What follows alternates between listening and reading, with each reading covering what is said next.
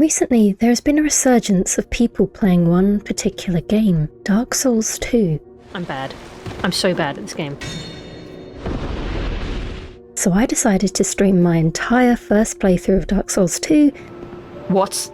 That's not me. That's not what happened. Despite having no idea how Twitch works. I'm playing Dark Souls 2, I'm fat, I'm alone, everyone's watching me. I would like to see you do better. Or a PlayStation controller. Fire! Fire! Fire!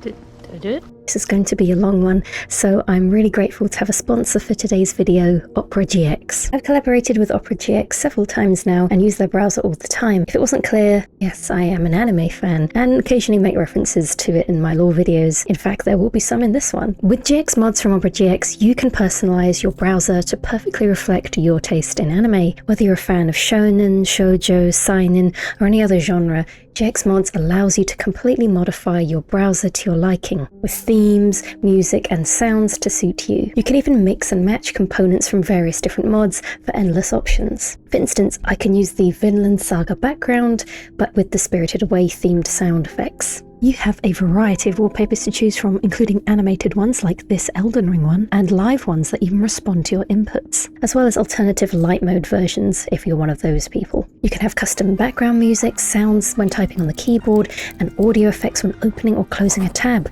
You can customize the taskbar icon, the splash screen that appears when launching the browser, the UI icons within the browser itself, and shaders that can transform your entire screen, applying effects like sun rays. All these features can be individually enabled or disabled with a single easy button click in the sidebar. I also really like the video pop-out feature. If I'm in the middle of watching a fast-paced fight in an anime, I can easily separate the player from the browser to create an adjustable floating frame. This is incredibly helpful when I'm multitasking and I don't want to miss anything while switching between tabs. Just click this one button and the window will follow you to each open tab. You can also bring everything from your previous browser over to Opera GX with their import feature. With just a few clicks, simply select what you wish to transfer, such as browsing history, bookmarks, and cookies, and with a button click, you're set. Time skip complete in a mere few seconds. So download Opera GX today for free and experience the best browser for gaming and anime enthusiasts. Use my link in the description or in the pinned comment below. A huge thank you to Opera GX.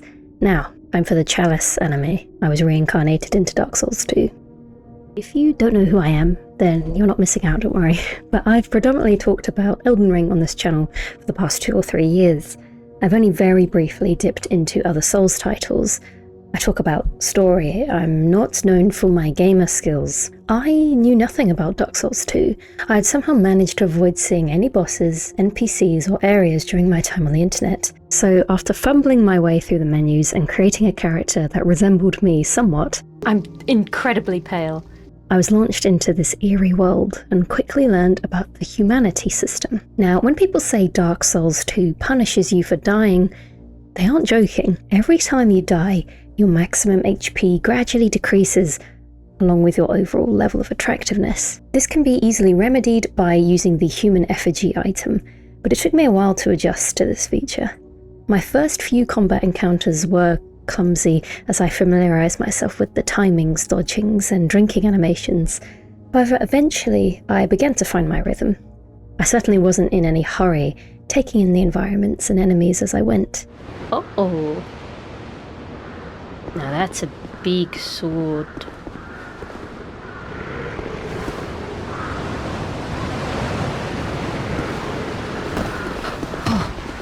I must say, the enemy AI was rather charming. I didn't really encounter any issues with it apart from just some funny glitches. As I mentioned, I took it slow and steady, which allowed me many moments to observe how enemies interact with you and the surroundings. Speaking of which, I'm going to lump together these first couple of areas for brevity, as the game does have a relatively slow start, and I am a slow learner. How do you parry? And I never parried again after this. Anyway, my first boss was the last giant, and I summoned a fellow called Sellsword Luet to help me. He's a sellsword, but he has 2 shields. I like your style. This wasn't a hard fight if you know how to approach a giant enemy in Souls games, just usually hug their feet. But seeing how this giant fight possibly influenced inclusions in future Souls titles was also cool. I'll go into that later, don't you worry.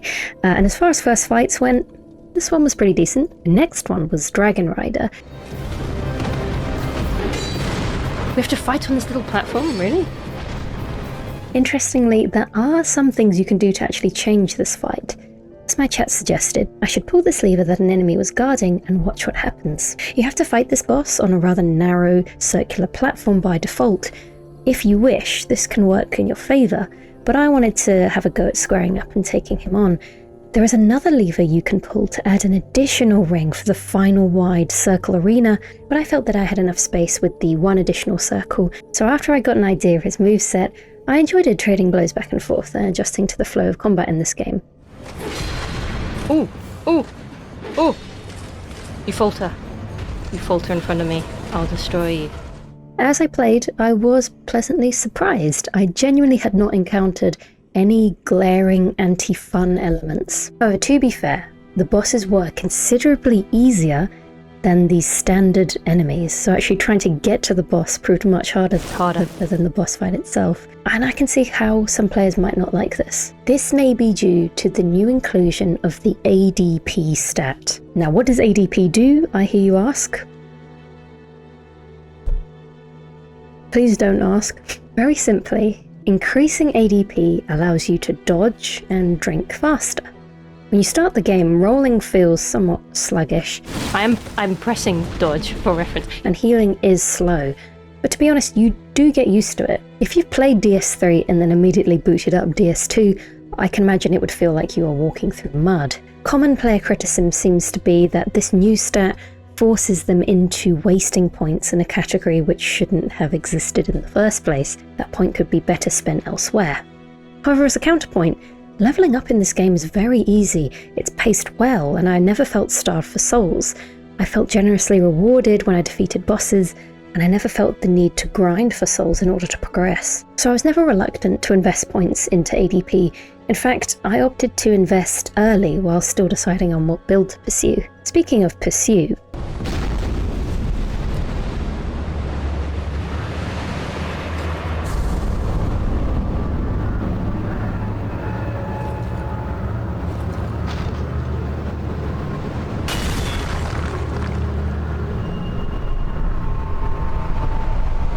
I hit my first wall, the Pursuer.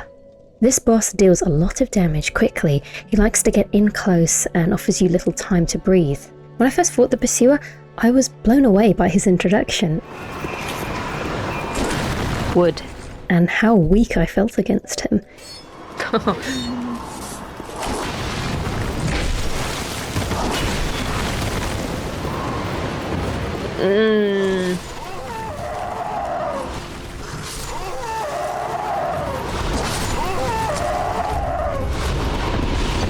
Okay, I'm understanding. Even when I got a sense of his moveset and where to dodge, my damage output wasn't sufficient. So I decided to come back when I had a few more levels and some levels in ADP and had an amazing fight against this boss. Oh, don't choke, don't choke, don't choke. We got this. We got this. My chat informed me after the fact that there was another way you could have fought this boss as well.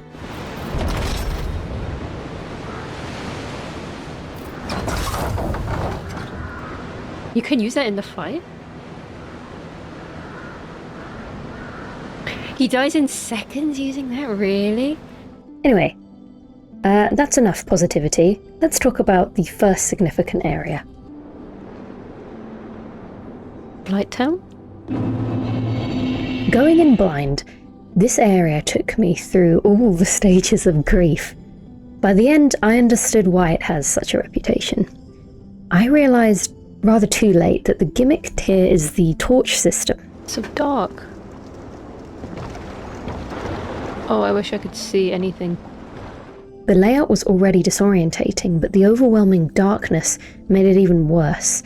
Torches in Dark Souls 2 are consumables with a timer, but you can also light sconces along the way which remain lit permanently. Surprising level of realism to them as well. You fall in water, it goes out. Put it away in your pocket, it also goes out. So while torches aren't mandatory, they certainly make things a lot easier. Especially if you don't have someone or something to light the way. Meet Kevin. Hey! Despite chat screaming at me that a friend was nearby, I instinctively cut him down before he had a chance to prove himself. His friend?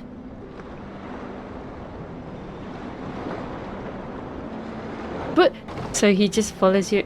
No way, he follows you around with a torch? And I killed him? Luckily, after a brief mourning period, I discovered Kevin does indeed respawn. So this time, we set off together to clear out the area. Of course, having a lit torch also means enemies would aggro from much farther away, a lesson I learnt the hard way when I got swarmed. And since I decided to take on the extra challenge of keeping Kevin alive, things got a bit complicated. Kevin, behind you! I have to be really careful and not hurt Kevin. God, it's like an... Oh, shh! Okay, sorry, Kevin! Kevin, don't do it, Kevin! He's fine. Eventually, though, I realised his true purpose. Right, look away, chat.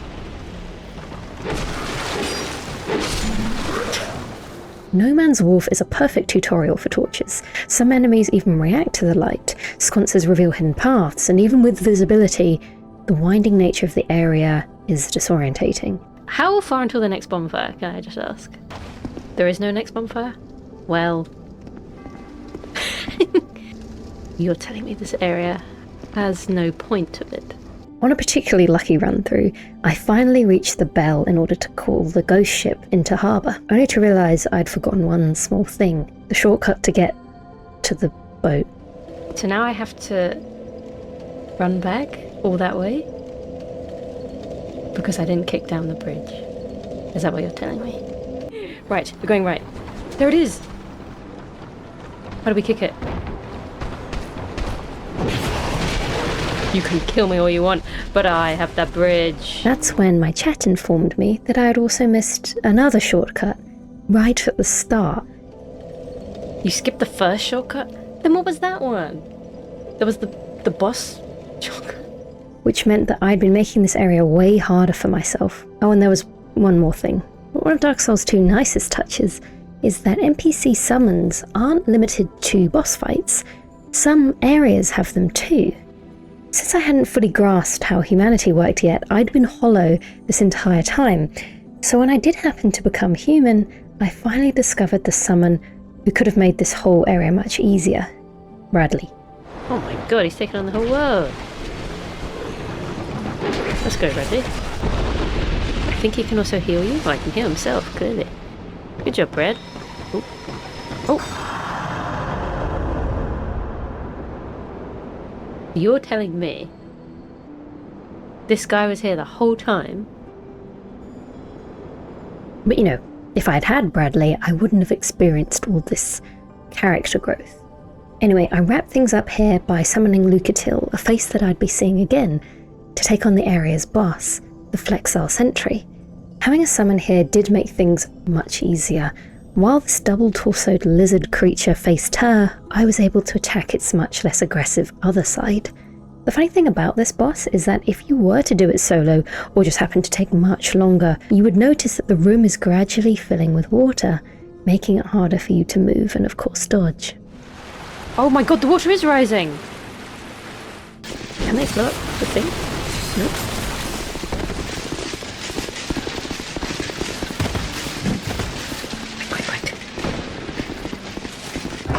Goodbye. There were a lot of enemies here, who I learned could very easily overwhelm you. And I could put you spaced up there. Oh, that's a lot of enemies. I can't see. Oh dear. Oh dear, I'm in a corner. Oh dear, this is bad.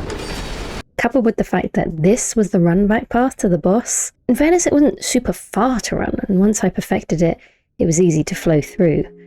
And I had to do a lot of running back, as the Ruined Sentinel boss was another wall that I hit. So the summons for this boss did help. However, the latter was much harder to get to with the number of enemies, and having two bosses simultaneously made the boss harder, as it typically does in Souls games. So in the end, I just elected to summon Belclair and have her magic nuke them down. This boss itself was a really interesting challenge. You fall into the room onto a small platform where the first of the three enemies is. You have two choices. Fight the first sentinel in this cramped area, or drop down into the main arena. However, the other two enemies will also join you if you do so. I elected to try and get the first sentinel down as much as possible before either falling or taking the fight downstairs. There was also some really nice details about these enemies. They will sometimes throw their shield at you and it will actually get lodged in the wall, meaning for the rest of the fight they won't actually have it to defend themselves with. I then did some exploring, got lost, and fought the Belfry Gargoyles, undoubtedly one of the boss battles ever, before ending up at Sinner's Rise and facing off with the Lost Sinner, who was so incredibly cool. Chains spread across the room, fighting with this blade while having her hands shackled together, yet remaining swift and decisive. Shaded Woods wasn't so much shaded as it was incredibly foggy and incredibly paranoia-inducing. Which is like, high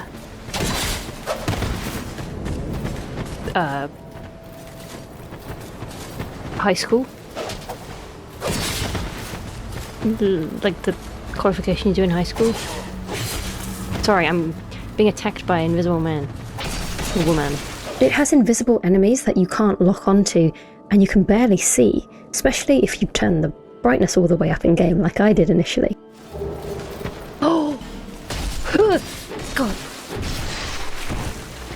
After getting jump scared, backstabbed and violated a little bit, I finally made it out of the fog and into the ruins. The number of mini-quests and NPCs in this area actually increases quite significantly, which really appealed to me. You have Vengar, which took me ages to see that he's actually a disembodied head amongst a pile of bones and rubble.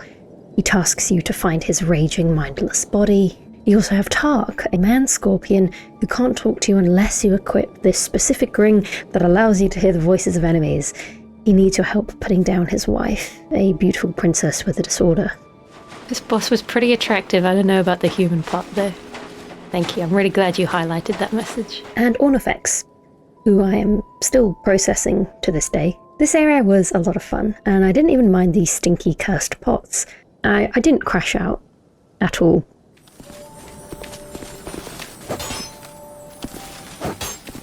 Shoot. Let me hit you. No, you're joking. Let me hit you. Let me hit you. Let me hit you, goddamn. You're mine.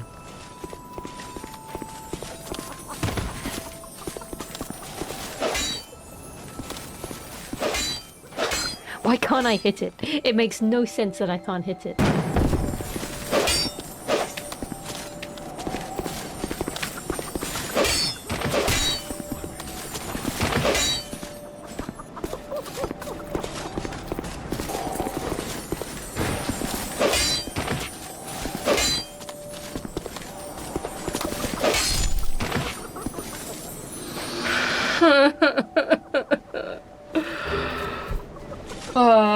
We don't talk about that. Next, people suggested that I go back and explore this area, Huntsman's Copse, which I hadn't realised I'd actually missed.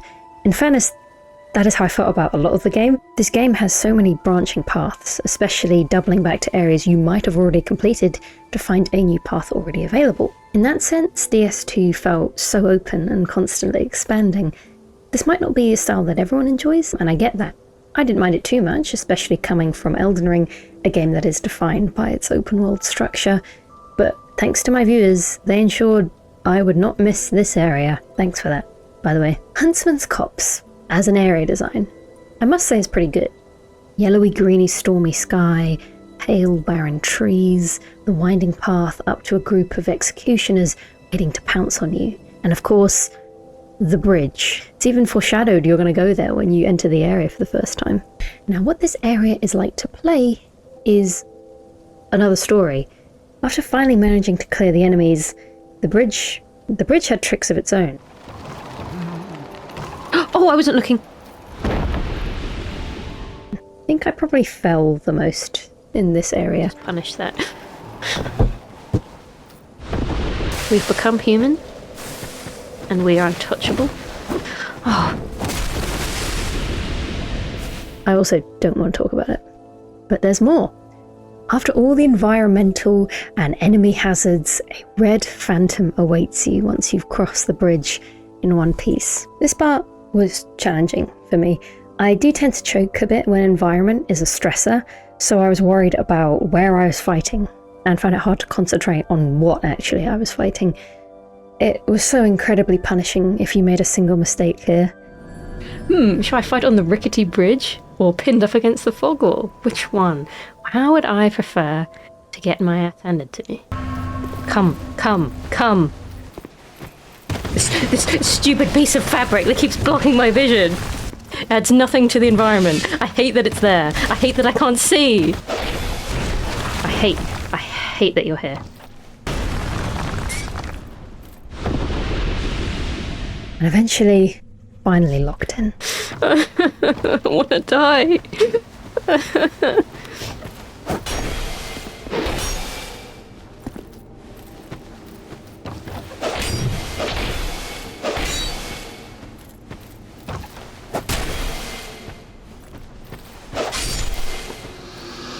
Oh yeah, and then I had to fight a boss. This is a cutscene-ass boss? Oh, that's me. I thought that was the boss. The Executioner's Chariot was what I would call a semi-gimmick boss fight, but nevertheless I really enjoyed it. At first I thought it might be a dreaded hallway battle, but in fact it was the opposite. Oh! Pull! Whatever this does. What'd that do? Ah! Ha-ha! The way is closed. I have no Estus. Where's the boss?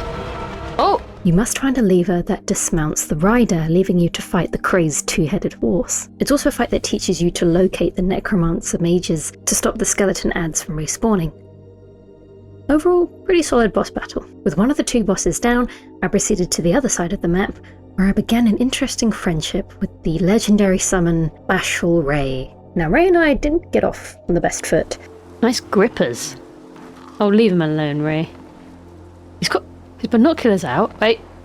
When not using his binoculars, he didn't really contribute a whole lot before choosing to dismiss himself. Ray, could you do anything? He's got his claws out. Task completed. Oh well, good. I'm glad you think that you've done a good enough job to unsummon yourself. But that wouldn't be the last of him. I then went on to fight the Skeleton Lords, who in all honesty I really enjoyed. I am a whimsical skeleton enjoyer. Each one, upon defeat, would spawn more skeletons of a different type depending on the lord that you just felled. And maybe I was a bit over-leveled for this area, seeing as I missed it earlier. Perhaps it was just because of the sheer power of the Claymore's broad sweeps that I didn't struggle with this boss at all. Next we entered Harvest Valley, and after some cosplay research, I met the greatest enemy design in the entire FromSoft catalogue. They have a cut animation when they step on you. That's crazy. What kind of sick freak would be into that?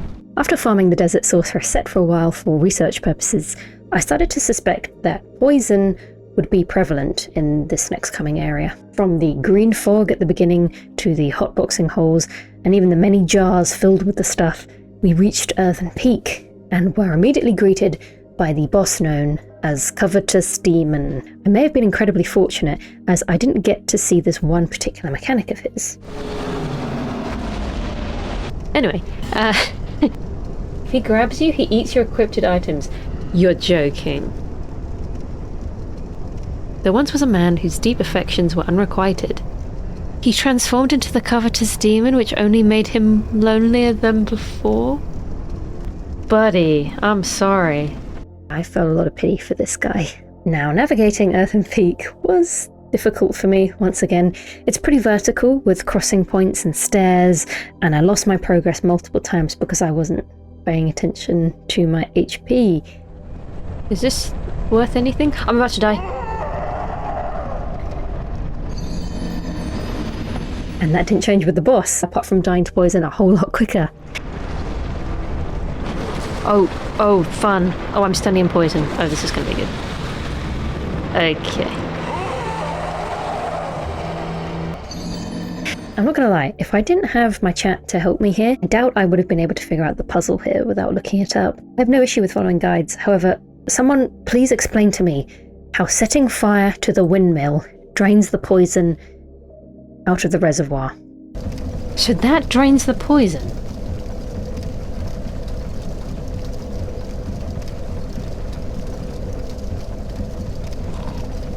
I have some thoughts. And just for fun, I also summoned Jimbalatro. Thomas, steady on. She's already dead. Damn. Pyromaniac clowns. After seeing enough of the green area, I returned to Heidi's Tower of Flame to cleanse my palette with blue. Again, if I had simply turned my head to the left, I would have seen a whole other area. Is that a dragon? Was that always here? Oh. Oh.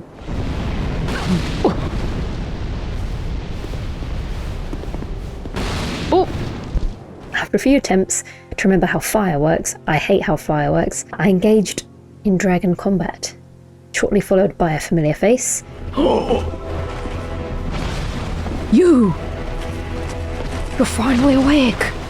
Next was Grave of the Saints. Oh, it's rats. The boss of this area was pretty simple once you factor in the age-old Souls of Vice of just don't get hit, otherwise the petrifying rat bite will turn you into a statue. I was then allowed to pledge my allegiance to the best covenant ever made and become a servant of the Rat King.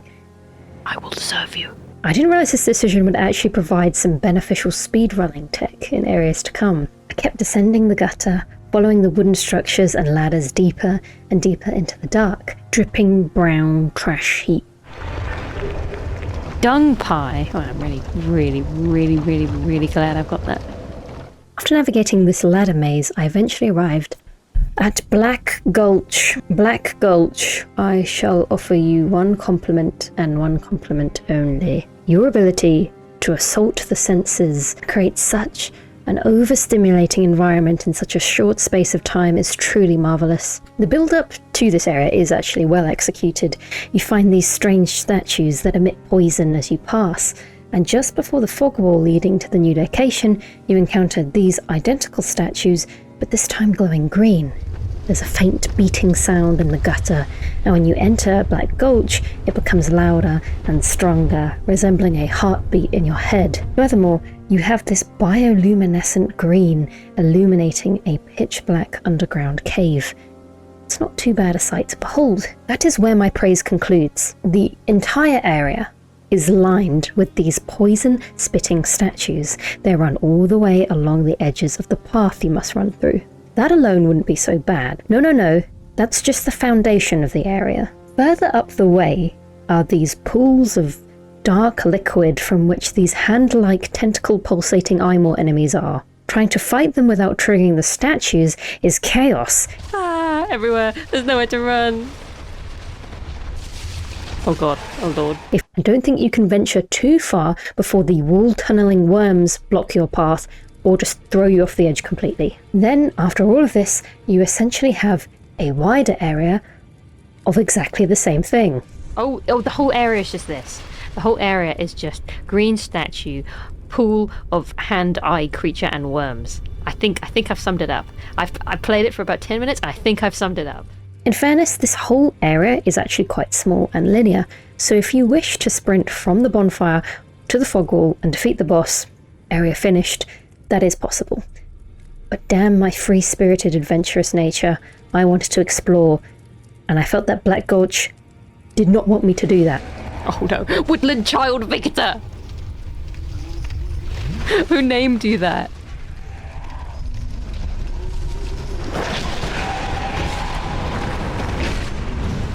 I just kill me. Now, I did have 2 summons to keep me company while trekking through this area. One's fine. Schmidt! Shoot. And who are you? Bash away! Oh my... This area is chaos. What is going on?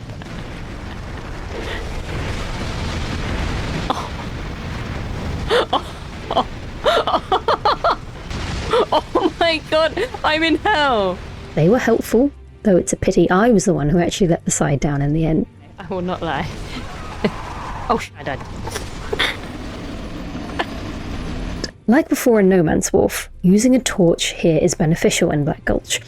However, this area made me have a newfound appreciation for No Man's Wharf. It wasn't actually that bad. That area works with the darkness by rewarding progression and exploration. You gradually illuminate the area with sconces, making seeing the way on subsequent runbacks easier. Although No Man's Wharf level design is considerably more extensive and winding, it does tell a story as you explore. Black Gulch's story seems to be, wouldn't it be funny if? I'm also frustrated that it has one of the most unintuitive hidden areas, requiring you to not only have a torch out, but to skim the edge of the cliff until you look directly down to find a platform that was previously hidden in the darkness and in a direction you wouldn't have been looking, and find a gap betwixt the poison statues. And what is my reward for this? Overstimulation. How many giants would you like?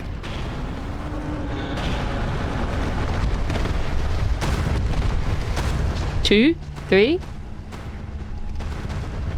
3. Schmidt is slowly dying. Schmidt is still here, but slowly dying to something. Schmidt's doing his best. I don't want him to do his best. I want him to go away. Like, chat, I know there's stuff down here. I know there's a lot of stuff here. There's 3 giants outside. I've got someone who's slowly killing himself, but not quite fast enough. I'm out of estimates. I have 14k souls on me. And there's poison everywhere. Look me in the eyes right now. I'm a bit salty, okay. I'm allowed to be salty about one area, and I choose this one. The boss of this area, the Rotten, wasn't super challenging, but I did struggle to keep the NPC summon alive. They need to survive the encounter for you to progress their quest. It's one of those things. Oh, Lucitil, no, don't die. Please don't die, Lucitil. Please don't die. Please don't die. Please don't die. Please don't die. Please don't die. Oh god. Oh god. Oh god. Oh, damn it. At least we died, right? Go, go, go. One more. One more. One more. You got the final hit. Good job, Lucitil. Yeah! The Door of Pharros was an area I alluded to earlier when I mentioned that being part of the Rat Covenant would actually repay me in kind. As a result, all of the standard enemies here were in fact non-hostile, which took me a while to realise that I hadn't broken the game. There were in fact rat enemies here. Oh my gosh, there are rats here. I didn't even notice. And of course, a big rat boss who was not friendly. Pretty strong. Just don't get hit, right? After collecting more rat tails as an offering to my rat king, I went to Brightstone Cove, Tseldora.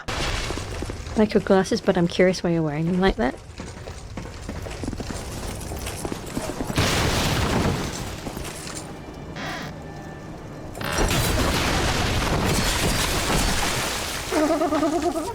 Ew! Freaky chest, freaky chest.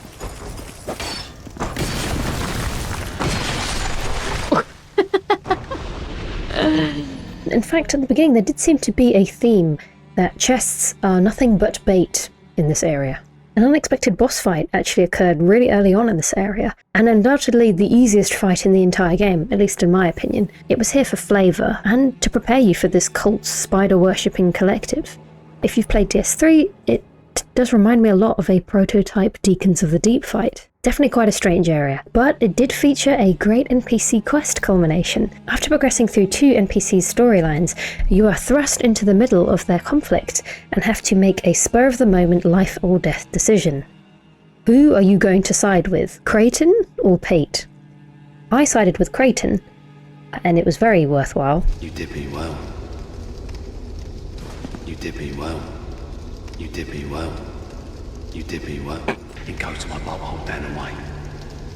You're where, sorry? Speaking of holes, there was also a sizable sandy hole here, and I fed it quite substantially. I died a lot in this area. Not only do we have the dune worm-looking quicksand, annoying mage spammers, a poorly positioned basilisk, an invader, and loads of spiders. Not to mention Ornifex, one of the main boss weapon vendors, is also positioned here. And every time I wanted to browse her stock, I had to perform, defending her house with everything I had. All that there was between us and the bloodthirsty horde outside was one paper-thin door. Sorry, what were you saying? Would you mind? This is what happens when you break the door. I didn't break the door! I opened the door. I'm really sorry, Onifex. Anyway, I met Ray again, and I don't know what happened between our last encounter, but he had developed somewhat of a mean streak. And you are? Oh, Ray. Ray, he doesn't want to fight. Ray. Oh, he's not putting up a fight. Ray, you're bullying him. The boss of this area was also quite a sight to behold, and required a little bit more logic to defeat, instead of just spamming R1 indiscriminately. That's a self-dig, by the way. The Duke's dear Freya is a giant armoured spider with 2 heads. Tasked with defeating its young and dodging her sharp legs, I had to choose between its frosty Godzilla laser head or its chompy poison vomit head. These are your only 2 available weak spots when the other is not being shielded. It was a pretty good fight for a larger sized enemy model, and I'm delighted to see it will be returning in Elden Ring Night Rain. No, I will not carry you. The introduction to this next area is rather impressive. After burning down the windmill in Earthen Peak, you take a minutes-long elevator ride up, up, up, to God knows where. This place does have Peak in its name. What could be higher than the top? I'd previously glimpsed the beginning of this area, but actually chose to return when I was better prepared, in full armour, chainmail, and iron defense. Are the stats any good though? You tell me, listen to this. It is not moving. Now, I'd heard the name of this area in passing, and I can see why. It's not an exaggeration to say that when you step foot into this place, all of the enemies in the area sense your presence and will rush you from the entrance. The melee swordsmen are very aggressive, so after many attempts trying to traverse this place, I learned that letting the enemies come to you while trying to dodge the absolutely cracked archers was the best method. Oh, you couldn't make that shot, there's no way. I'd like to go down the ladder, please. Thank you. Don't shoot me! I'm not gonna lie, I didn't realise how long it actually took me. The boss's door is right there, yet it took me around 1 hour to complete just this square. I don't know, maybe I was distracted by some external factor. Has anyone said yet, you look like Frodo after he gets webbed up by Shelob?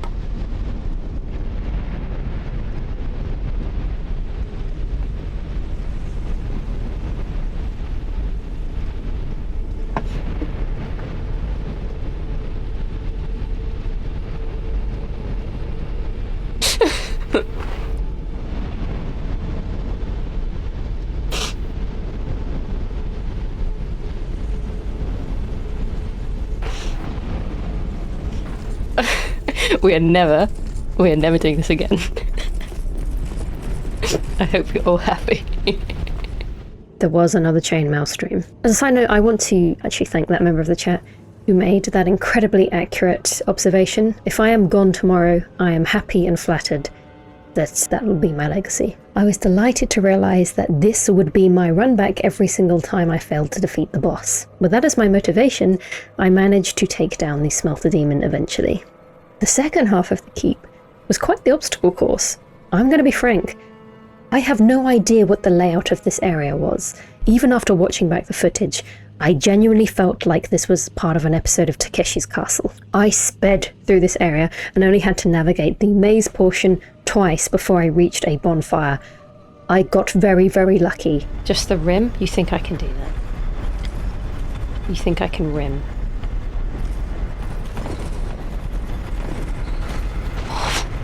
I had died more times at the entrance, which was just a straight line. So I can imagine having to do this any more times would drive anyone mad. What did drive me mad was the old Iron King. This boss fight was quite the spectacle, and markedly different with each attempt. As a melee user, you had to wait until the boss had some part of his body overhanging the small ledge, otherwise he was unreachable.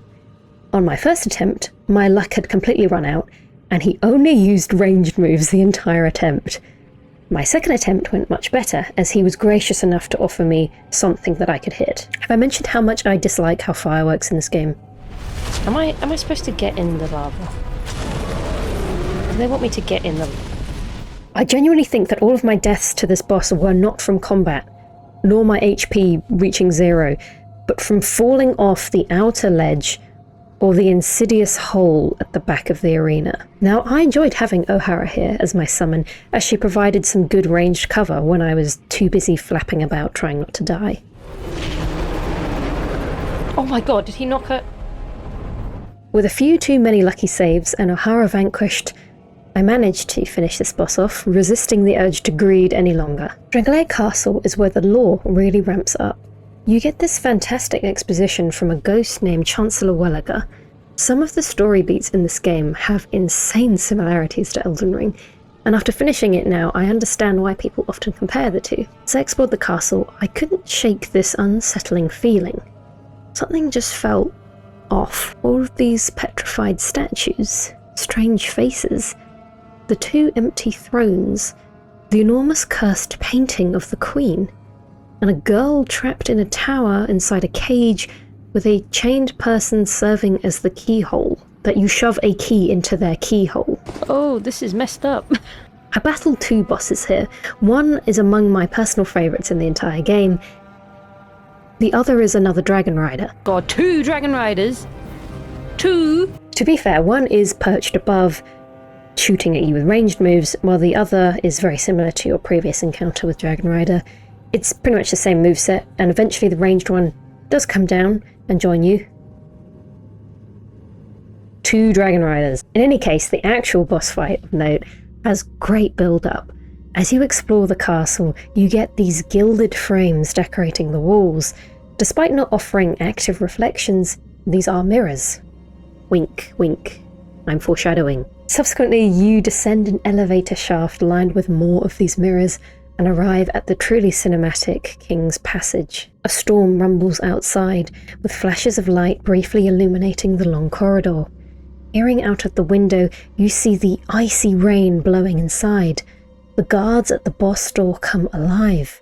Roundhouse-kicking, horse-headed statuemen. There's some nice chess piece symbolism here. And then the boss itself, a shining, mirror-wielding looking glass knight that you fight in this torrential downpour. Beautiful and blasphemous enemy design. The combat mechanics of this boss are really fun, as it crashes down the large mirror shield, flattening anyone nearby in just 2 frames.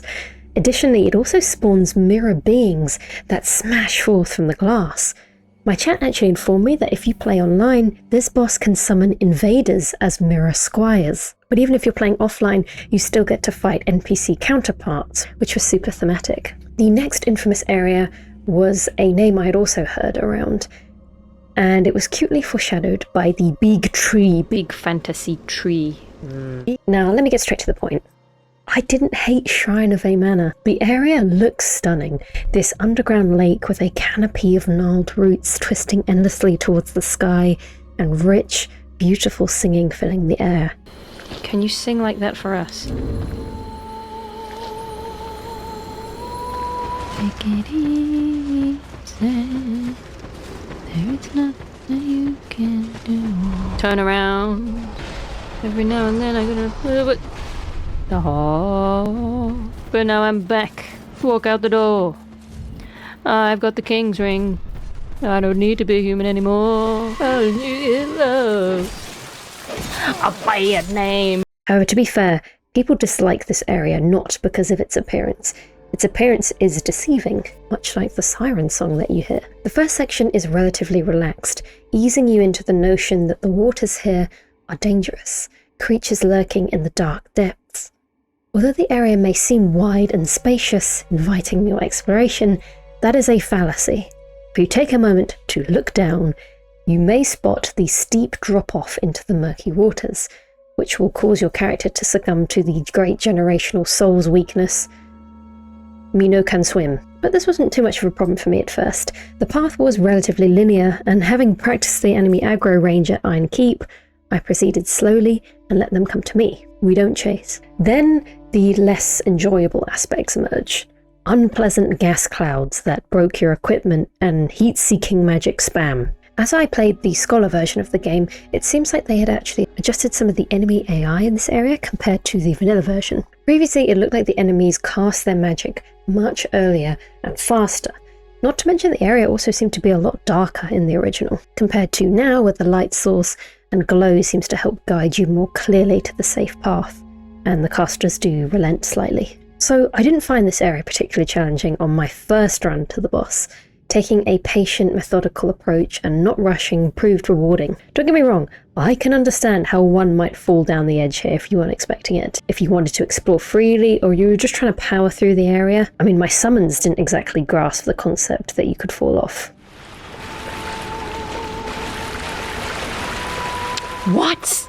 What I did struggle with was my repeated nemesis, Big Bonk Stick. The reveal of this area's boss, appropriately named Demon of Song, was also pretty great.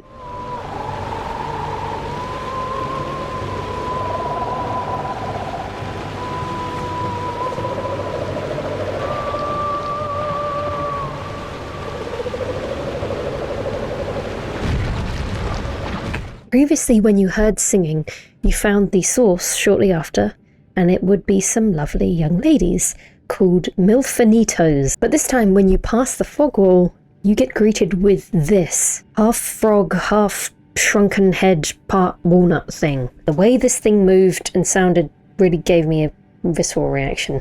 Just kiss the froggy, it might become a cute person. I'm not willing to make that sacrifice. Much like the Duke's dear Freya, this boss also has a specific weak spot, with the rest of its body being armoured. So much like this area, you also had to be patient, waiting for it to, unsheath, unhood, Seaman of Dong. Upon arriving at the entrance of the crypt, I was reunited with Kevin. It's Kevin! Kevin's here! Nice to see you. Oh my god. However, that reunion was once again cut short for some reason. Naughty Kevin. Oh, Kevin, I'm so sorry. To progress through this area, you had to break through the rocks to reach these frozen carbon statues. Ooh, the high ground is mine, Anakin, whatever he says. And don't get me started on what happened if you accidentally hit the bell. Oh. I did not want to hit that. Vanishing crystal never disappears? What? I can't hear you over the bells, Jeff. What was that? Stop, Scarlet, stop ringing the fucking bell. Then, when I finally started playing properly, the game decided to toy with me even more. Who's ringing the bell? Was it you? It was you, little troll. You little so-and-so. I really enjoyed that period where the bells stopped ringing for the 5 minutes that it lasted. Oh. Oh. It wasn't the most enjoyable area to explore, with the darkness and the bells just overstimulating toll on my senses. And this area is the run back to the boss. We should explore. Fuck that. I would be safe from the bells there, right? Right? Oh, he's got a bell! Velstadt is a truly fantastically designed boss. He is that guy. Once again, Dark Souls 2 does a marvellous job of building up anticipation for the boss you'll face in relation to the area. I gave Velstadt a couple of attempts solo. He was pretty tough, definitely a difficulty spike, and ultimately I summoned Agadine, the NPC associated with this area, mostly because he was just a chill guy. Even though he helped me defeat Velstadt, looking back, I wish I had attempted a few more times solo, because I feel like I probably would have got him eventually in the end. Just those bells were driving me crazy. What awaited me beyond Velstadt was something I really didn't expect. I'm going to issue a spoiler warning here for those who haven't played the game or don't know this part of the plot. Please feel free to fast forward to the next chapter, because this reveal is one of the main twists and major turning point in Dark Souls 2. I'll be honest, story-wise, the game does have a slow start. You get these breadcrumbs of the world and the characters, but at this point I was nearing the halfway mark of the game, and my main objective had remained the same. Search for the king, seek the king, meet the king, the last king of this land, King Vendrick. After 40 hours of playtime, this meeting was becoming increasingly anticipated. I had high expectations of this Vendrick character. I was banking on either an epic NPC lore dump or an equally monumental boss battle. It turned out to be neither of those.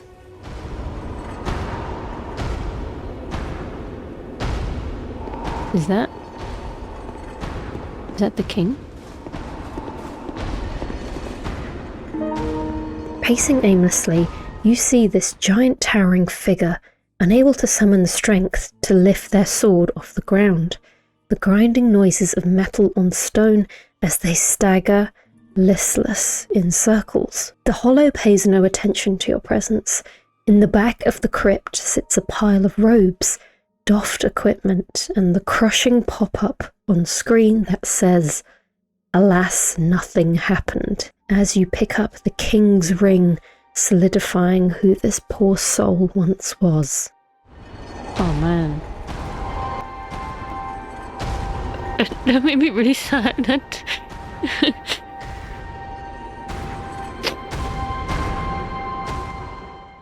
This moment really hit me, especially with this music playing in the background. It starts with a couple of piano notes, inspiring similar feelings to those one might have felt upon Gwyn's reveal in Dark Souls 1. The music then moves into different instruments to evoke a lonely, melancholy feeling, or twisting into the dread at your current predicament. Well, I'm sad now. Shall I say the word semen again? In all seriousness, this was one of the most memorable moments from my time playing Dark Souls 2, and from here on out, the game really ramps up in terms of story. Once you acquire the King's Ring, you can unlock previously inaccessible areas. I first ventured to Aldia's Keep, where I'd heard whispers of the twisted experiments being conducted here, yet it was nothing like what I anticipated. From the moment you step inside, you get this incredibly bizarre yet sinister atmosphere.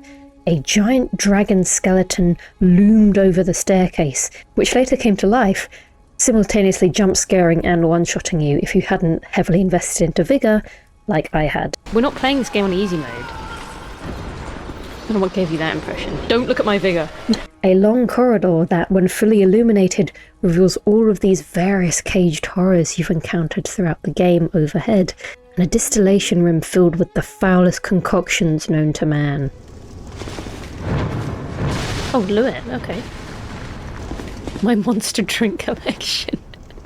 Clearly this Aldia character has issues. What kind of experiment is that?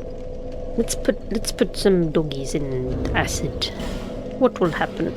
I enjoyed the concept of this area, a collection of creatures locked up, even though their security was at times questionable. Now you're in...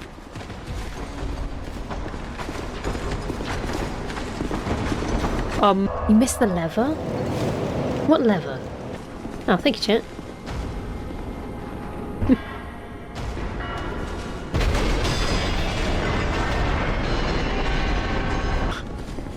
Jesus.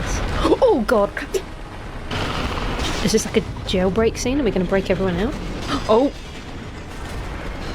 Why do I say things? After what felt like an eternity, about 2 hours, I finally reached the end of the corridor to see what lay beyond this mysterious closed door. Another hippo! Anyway, the actual reveal was worth it for the view. Shortly after, one of Aldia's most prized possessions seems to be a captured dragon, who sadly wasn't much of a challenge. All in all, this was not a bad dragon fight. It's not time to talk about that one yet. Anyway, speaking of dragons, after another elevator ride to the sky, the reveal for this area was truly breathtaking. Oh my god.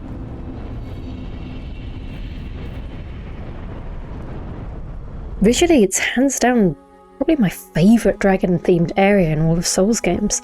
Farum Azula is spectacular, don't get me wrong, but to me that area is less about the dragons and more about this crumbling ancient civilization floating in the heart of a storm. The dragons there feel more like they're part of the skybox than the environment, apart from when you're actually fighting them. In Dragon Aerie, not only do you feel like the dragons are flying around you, but they come so close it feels like you could reach out and touch them. You get this euphoric feeling here watching them hang out, take a little nap, and even frolic and play with you. Now, this is a cool area to look at and zipline through, but actually exploring it is pretty painful. Quite literally for my inventory. Hello, buddy. No, my ring! The enemies here are the item-breaking stinky boys. Because of these guys, I had to pay so much for repair costs. They ambush you, they running jump at you, hearing that little jingle jangle of their chains, I break out in a cold sweat. Oh, another one! No! My gauntlets! But as I said, you don't actually need to explore this area fully, you just have to cross the bridge to safety. What? Ooh! Ooh! The camera switches to this almost over-the-shoulder angle. What is going on? As I carefully inched across, to my shock, a dragon blocked the way. Oh my god. Oh my god. After which this creature parried me twice with their mind, and then collapsed the bridge and I fell and died. You gotta be quick with it. You took too long. It was wobbly. I was trying. You must have broken an egg. What? No, I didn't. After my chat had finished gaslighting me, thank you chat, I made it across the bridge safely by spamming roll. Checking this in post now, it seems that the more dragon eggs you destroy in a single attempt, the shorter you have to cross the bridge before it collapses. But I didn't destroy any eggs. Guys, why are we fighting dragons and destroying their eggs, by the way? Only a fool would do such a thing. Don't hit the dragon. Don't hit the eggs. Oh my... The second segment plays much smoother, but the flavour is still very strong. As you ascend the stairs to the dragon shrine, you get these checkpoints whereby these resplendent dragon knights greet you before a large armoured boy will start approaching. This is quite an immersive mechanic, the respect between warriors to earn the right to continue to the shrine by defeating these different weapon-wielding enemies, one of whom was all too familiar. Oh my god, he's got a bunk stick. This is my nightmare. The final stretch to the peak is quite something. A large staircase flanked with multiple dragon knights and presumably their strongest dragon warrior at the top. And when vanquished, you are granted audience with the ancient dragon as your reward. Hello. Talk.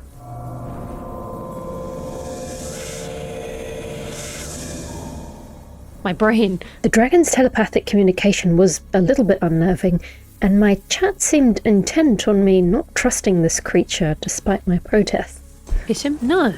Kill him? No. Chat, what's wrong with you? What's got into you? You may want something he drops? I'm sure. You can say that for everything. You could say that about everyone, and in real life too. That doesn't mean you should do it though. What do you drop? Don't. Hey. Anyway, they give you the ability to delve into memories. All of those little pop-up boxes from earlier that say, alas, nothing happened, despite clearly depicting that something did indeed happen, are now available for you to relive these past events in question. I absolutely love this feature. What an insane way of telling a story. Having witnessed the aftermath, you get to see what happened before. But you're not just a passive observer, you actively take part in these memories. Characters will acknowledge your presence, and your actions in the dream will affect the future. I understand now when people talk about the timeline of DS2, it's a mess, but it's a good kind of mess. It's very Inception-like, and I think in some way, trying not to fully unravel it makes it better. Because there are some crazy reveals when discovering the truth this way. One of my favourite memories was reliving the war with the giants. Once again, great way of doing story. In Souls games, it's pretty common to talk about wars that happened in the past, and you'll always get the exposition in item descriptions, or maybe a bit in an opening cutscene if you're lucky. But being able to see it and play it in the game is quite rare. It's not easy to do a well-done war sequence in a fantasy game. It can be a little hit or miss, except for games dedicated solely to that, like the Total War franchise, for example. So in DS2, you get these smaller scale, but more concentrated scenes that show you snippets of this war, the attack on Drangleic, and it's done perfectly. Giants fighting soldiers, giants being catapulted over the castle walls, statues breaking, which is an amazing callback to one of the first areas you explore, now revealing why the stone head is where it is. And the giant lord fight. Oh my goodness, I adore this character model.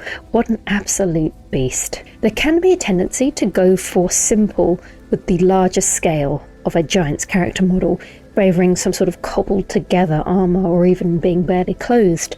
But to see a giant in robes with a crown and an equally sized giant sword effectively conveys the importance of this character. It's also nice that they continue this design into Dark Souls 3 with Yhorm. It is much more humanizing and fear-inducing. Now, the actual fight with the Giant Lord can be a little bit annoying, primarily because of the run back. Because, reminder, there is a war going on here. So, of course, trying to dodge the flaming volleys, rolling head, and other giants can be a little bit messy. And of course, he is a giant, so he is susceptible to feat gameplay. But I really liked him. I actually used my first bonfire aesthetic here. To my understanding, it allows you to reset the area. You can fight the area boss again, and it resets various enemies and consumables in exchange for increasing the difficulty.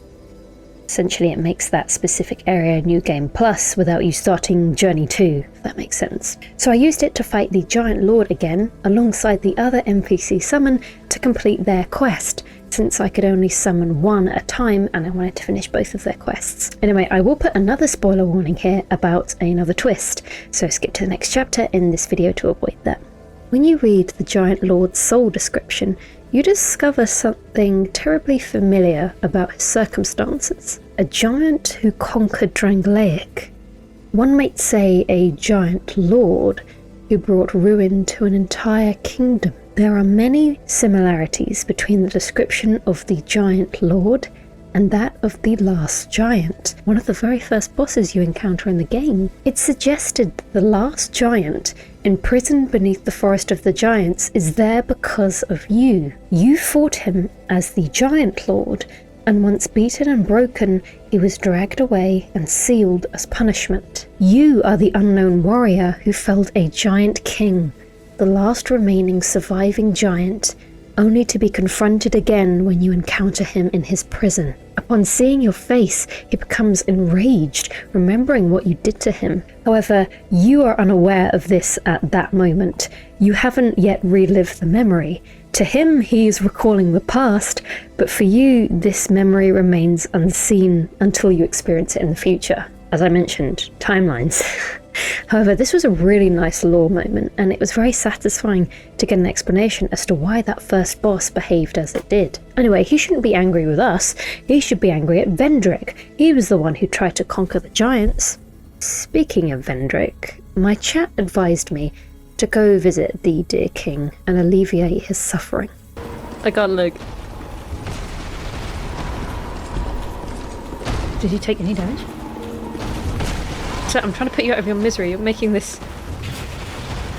I didn't realise this then, but the number of giant souls you've collected across the game directly affects Vendrick's toughness. I had collected 4 at this point, yet this man still had a remarkably high HP pool and hit like a truck. So it wasn't necessarily the quickest act of mercy I could have afforded him, but rather a good final honourable battle, with his sad OST playing throughout.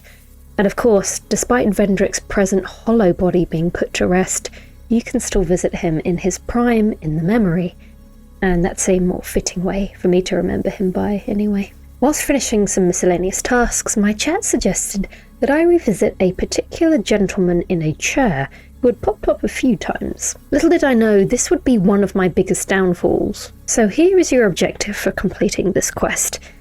Join Covenant, give human effigy, go through portal, defeat all enemies, light sconce, exit area. Do this for each of the 3 dark chasms. 3 sconces lit. Sounds pretty straightforward. Ooh! Sorry, it was a bit dark. So once I realised a torch is pretty much compulsory to see the multiple environmental hazards in the area, I also had to deal with many different enemy variants as well, featuring filthy dex users, magic users, and some familiar faces. Hey buddy. Is that Havel? Now, the Drangleic Castle variant was the one I would become most acquainted with. Something about the layout and the specific enemies here really got to me mentally. Oh, this is a terrible place to fight. Okay, that's fair. Right, everyone form an orderly queue. We're going to choke point it. I haven't had a worse idea than this in a while. Been a long while.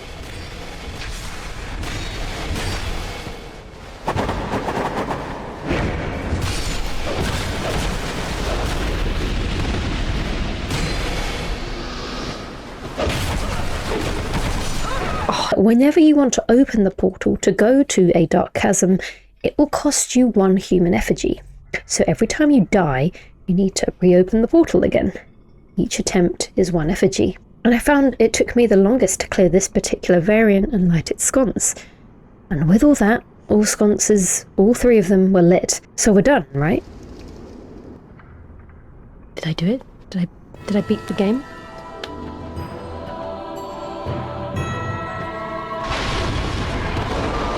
What I didn't know is there is one more part to this quest. You unlock an optional but formidable boss, Dark Lurker.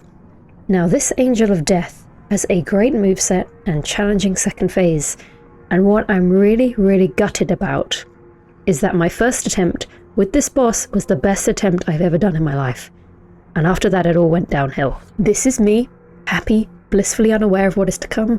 I'm firing my laser! This is me later. So remember how I was talking about paying the human effigy tax to open the portal? Well, despite having lit 3 sconces and now having access to the boss, you still must clear the area for the fog wall to lift and get to said boss. You don't just open the portal and go straight there. No shortcut. But in fairness, you do get to choose which of the 3 run-back variants you'd like to do, as now all of them will automatically lead to the boss at the end. I picked the Shaded Ruins run-back first, but realised I hated this one. There are 3 enemies in a small room, and you have this lift that you have to keep calling back, and this is where I began to panic. It's bad. Oh, it's bad. Piece of work. Oh, I'm hitting the wall. I'm bad. I'm bad. I'm so bad at this game.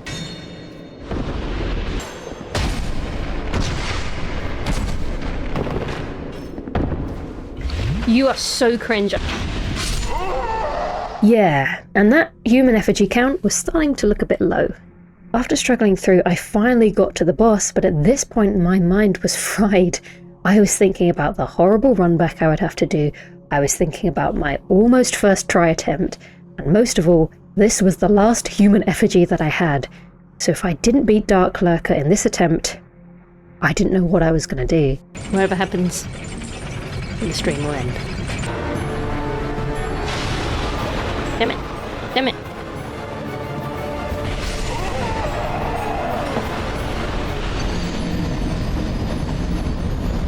I went to bed that night, and visions of this boss kept me awake. The next day, I had no sleep, no effigies, no motivation to fight Dark Lurker. Instead, I decided to start one of the 3 DLCs.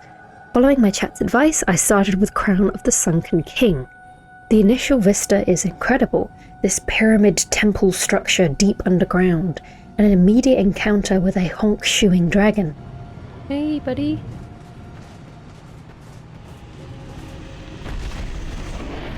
Oh god. I just wanted to talk. Can we talk?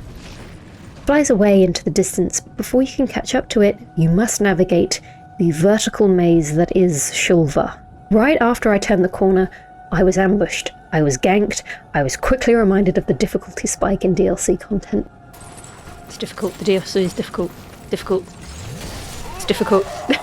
Regular enemies hit hard and seem to have a much higher poise. Plus, I was completely lost. This would be the last time I would get lost. This sunken stone crypt was exceptionally difficult to traverse, so after failing to brute force my way through, I switched tactics and returned to my reliable claymore, which made combat easier.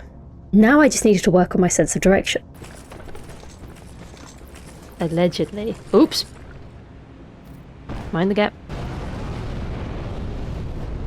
Dragon!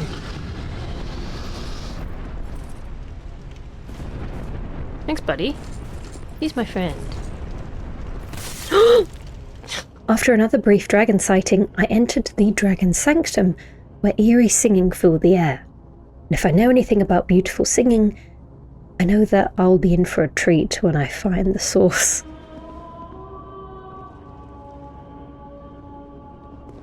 The goal of this section is to find and push these stone switches.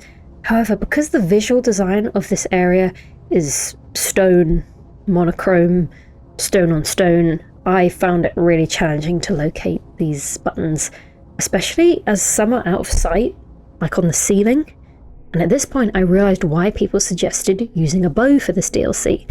It makes navigating much faster. But I was being particularly stubborn and wanted to see how much I could achieve without one, because I don't know how to use a bow. Fire! Fire! Fire! Did I do it?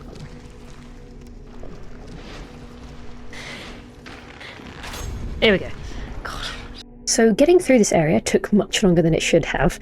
Every room looked the same, apart from the occasional feature of, ooh, this is stone wall pit with spikes, and ooh, this is stone wall pit with bugs, or ghosts, or all of the above. The ghostly enemies can be quite scary, as they have a decent HP pool and can easily overwhelm you. However, they do have an interesting trick.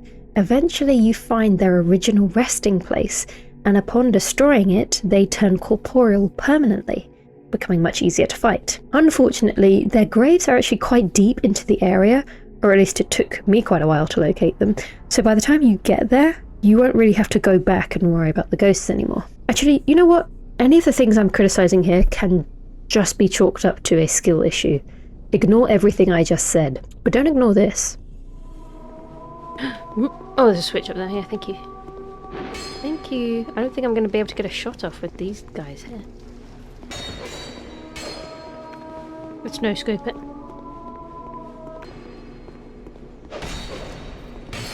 Yeah. Oh, did I hit it? You're joking.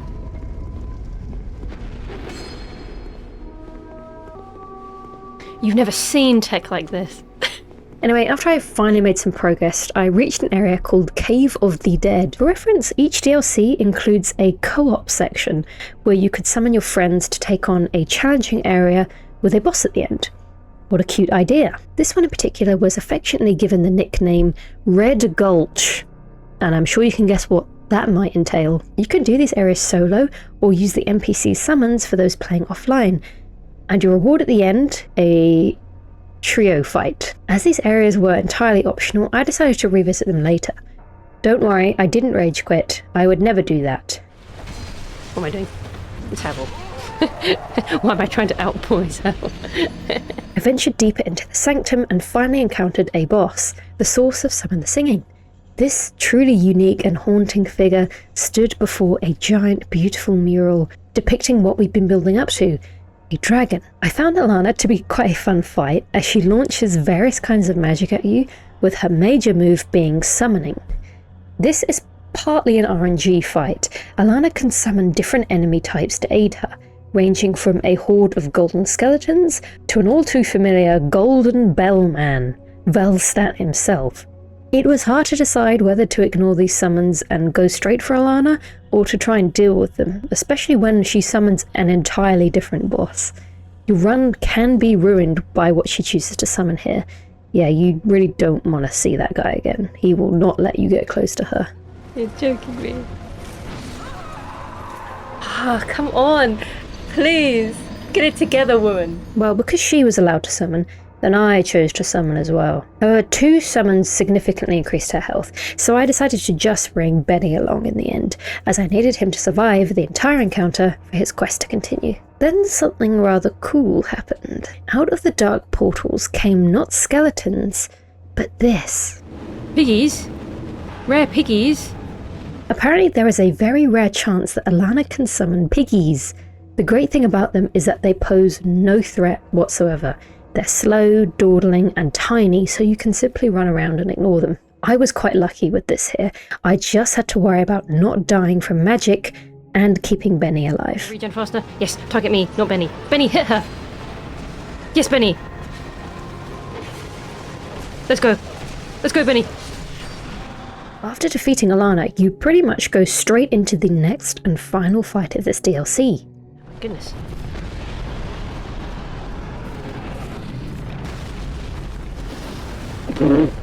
Sin is a pretty angry dragon, and rightly so. His fight mainly consists of him charging, dive bombing, and you having to avoid the danger clouds. I soon discovered that it wasn't poison, but something worse. I did a solo attempt with a bright bug, maximising my damage because Sin doesn't like sitting still, and I wanted to do as much damage while he was grounded. Just blindly swing.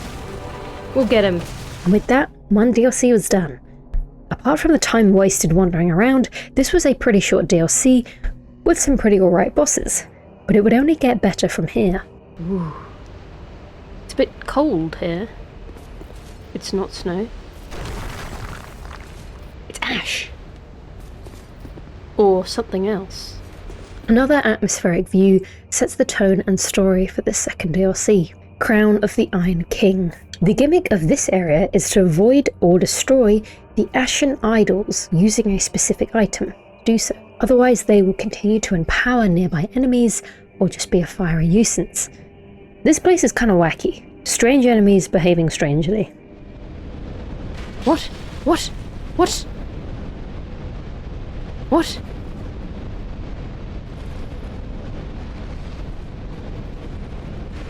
What is that? My first obstacle was this nightmare room.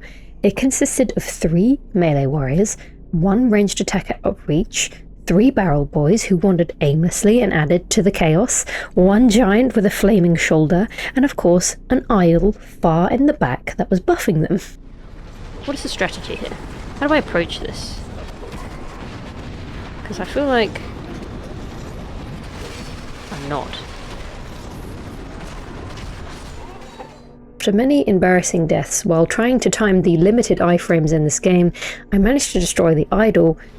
No, not the thing, the other thing! Then it was simply a matter of how on earth I was going to clear this room to open the big doors. The boys! Go boys! Go! You're confusing them? They're confusing me! My chat suggested sending in the boys first on a special mission to carry their explosive powder into the fire-spewing larger enemy. Oh, that one's going. Go! Go, my son. You're doing it. Just a little bit more. Stay there. No, don't move. Ah, damn. Eventually the stars aligned, and by the skin of my teeth, we managed to clear the room and continue in peace. Using the barrel boys made areas much easier and delightfully chaotic. There's a boy left. No boy left behind. This place needs a health and safety inspection. Each sub-area seemed to follow the theme of let's give the player some form of incendiary object or enemy to deal with. I'll just leave you gentlemen to it.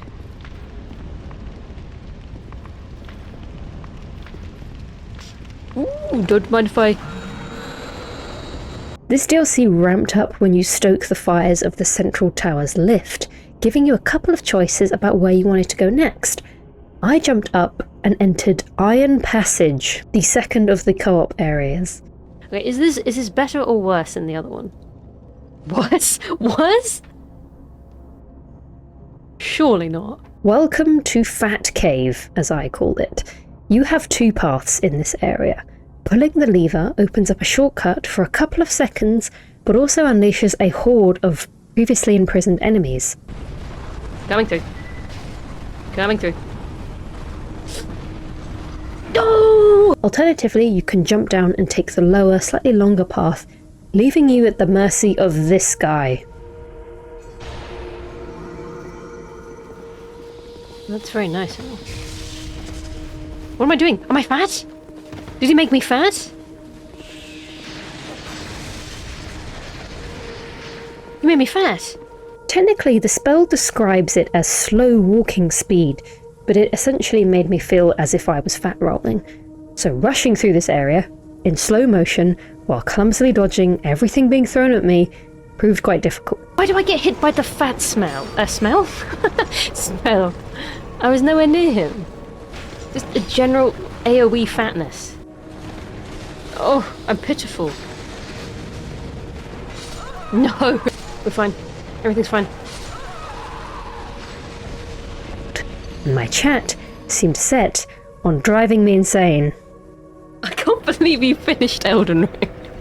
There was no fat spell in that game. If there was a fat spell, I wouldn't have finished the game. I'm fat and I'm being watched. Do you know what's... Do you have any idea what that's like? I'm playing Dark Souls 2, I'm fat, I'm alone. Everyone's watching me. I would like to see you do better. There's another smelter demon! And he's blue! And once again, Blue Smelter Demon was added to the list of things I'll return to later because I can't deal with you right now. List. At this point, my sanity was gone entirely. I was running around lost, dying foolishly over and over, to nothing. Sorry, I'm gonna die. Why are we back here?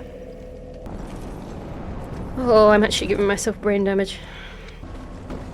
You know what? Just end me. In some miracle, I finally made it to my next challenge. But of course, I couldn't find the bonfire. There was a room on your right? I'm sure there was. I believe you. I so believe you. But I also... I'm this close.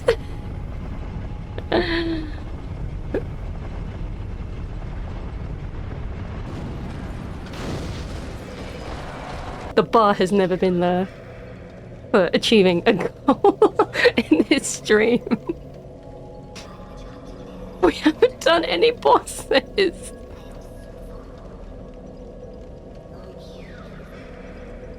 We just got to a bonfire and we're celebrating. Anyway, this next place had quite the aura to it. 4 ashen idols were placed outside this ashen dome, which took me way too long to realise that whatever was inside here would be getting buffed 4-fold. Here I met my biggest challenge yet, and maybe even the entire game, Fume Night. Up until this point, I found that bosses in Dark Souls 2 were relatively straightforward in their movesets, typically having one main move that you had to deal with. Fume Night, on the other hand, was a definite step up in terms of combat prowess and complexity. Oops. Oops. Oops. Oops.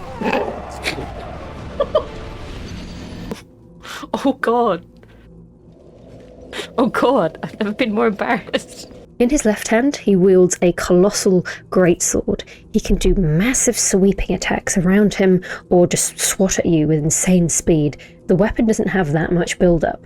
He swings it as if it weighs nothing. In his right hand, he brandishes a long, sharp blade that can pierce and skewer you faster than you'll expect. I was getting two-shot by this boss. It definitely took me a while to learn the timing of his greatsword, especially.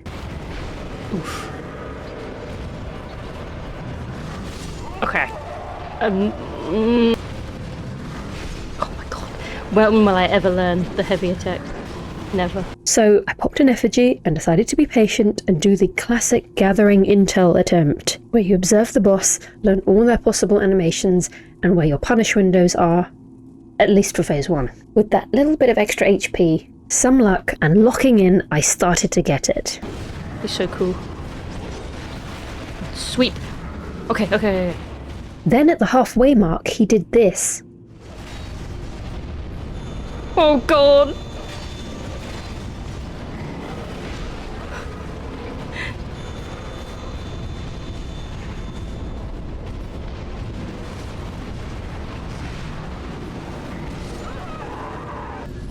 I felt it.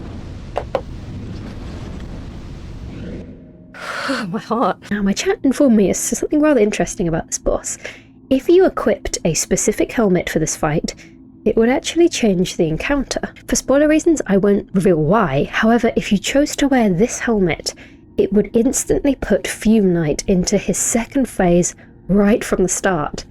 I'd been practicing phase 1 up until this point and had just begun to get the hang of it. Now it felt as if I was back at square one in terms of progression, having to learn a new phase with new moves. And the one thing I thought I was good at was dodging the smaller, faster sword. Well, forget all about that. Fume Knight uses only his greatsword in phase 2, a powered up version no less, wielding it in both hands to do broader, stronger attacks. Oh, that move. It's...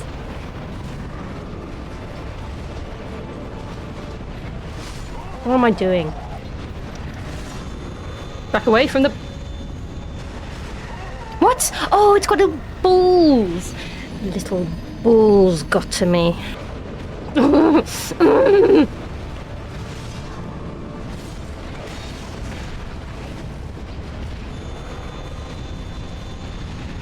move is such bullshit. I would like to emit my flames stronger and further now, please. You know who I am. I am the Goon Knight, left hand of the king. As much as I appreciated that they included a feature like this, and yes, it did give me a chance to see what Phase 2 had to offer without needing to get him all the way to half, I realised that having Fume Knight in Phase 2 mode for the entire fight wasn't going to work for me. The cursed chainmail was beginning to get to me, as I could no longer dodge the greatsword in Phase 1 anymore. There was a brief second wind where I felt like I was ever so slowly getting the hang of Phase 2. I just had 2 more moves to learn. The slow fire sweep. Oh.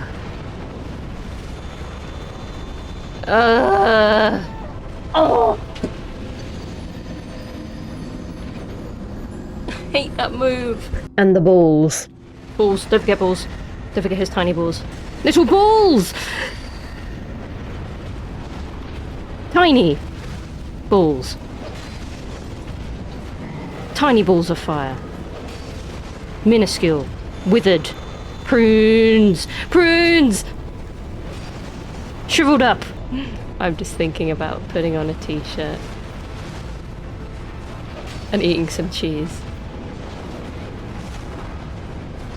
And not having to think about Fume Knight's tiny, shriveled.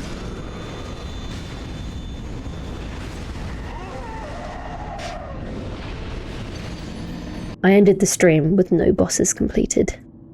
I turned my sights to an old friend. You didn't think I'd forgotten about you, did you? Dark Lurker. The only thing holding me back before was my limited amount of effigies. So I did a little bit of grinding off stream. With a couple more levels, I also respec slightly to grant me more HP and strength, to reveal who I really was. I also decided to use the Drangleic Castle version of the runback, and had much better attempts at getting through to the boss. Get in the hole, please get in the hole. Yes! Yes! Get in the hole! However, once again, I succumbed to fire, this time at the hands of a different boss. Oh, double fire. Not my favourite. Not quite my tempo. That's fine. I was yapping! The Naked Gamer strut returned, but this time with one special modification. Put on a goofy hat.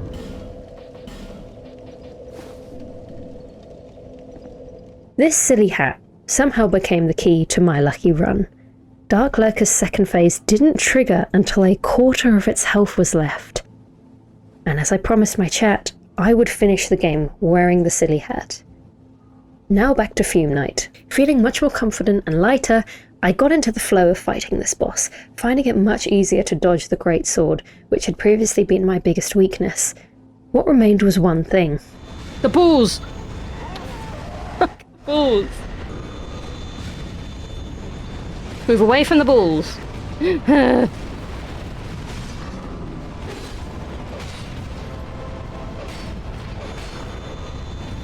No!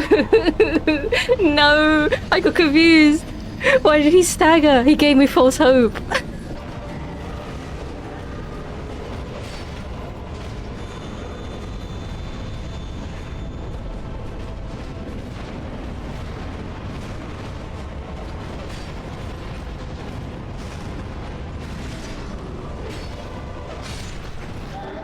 I'm not gonna lie, this was a rather lucky attempt. The slightly late phase 2, the massive random crits from my gauntlets, the stagger. I felt like I'd actually learnt a lot, developed a style that worked to my strengths, and, improved enough to take down the boss. This victory felt so good, and Fume Knight definitely solidified himself as one of my favourite bosses in Dark Souls 2. Now let's do it again!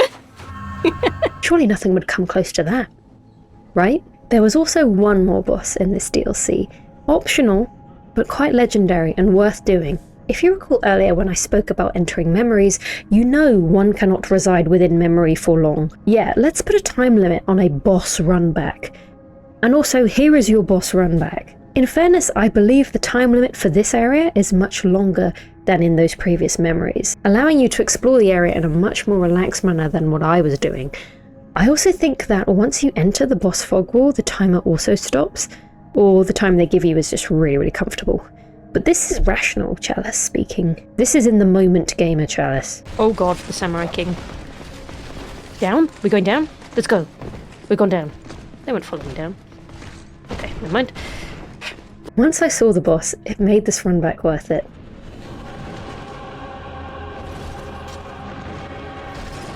Oh, who should polish the floors? They look great.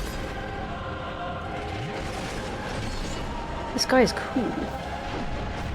Oh, I'm dead.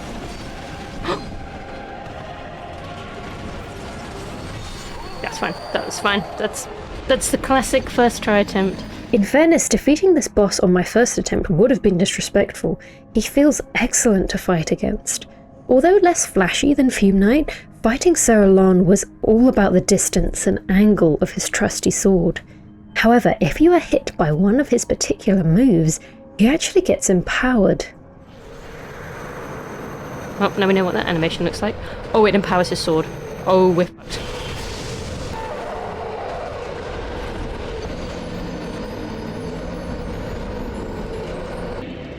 He coats his sword with your blood. Gets like our tincture. The run back was also beginning to wear on me. If you make one mistake while rushing to this boss, it's really hard to come back. If you get hit even once, you will likely be ganged up on and die. What is wrong with this area? This is the worst memory ever. This is a terrible memory. I wish to forget. I was getting a little tired, but happy with my progress for the day, so I wanted to try again fresh the next day.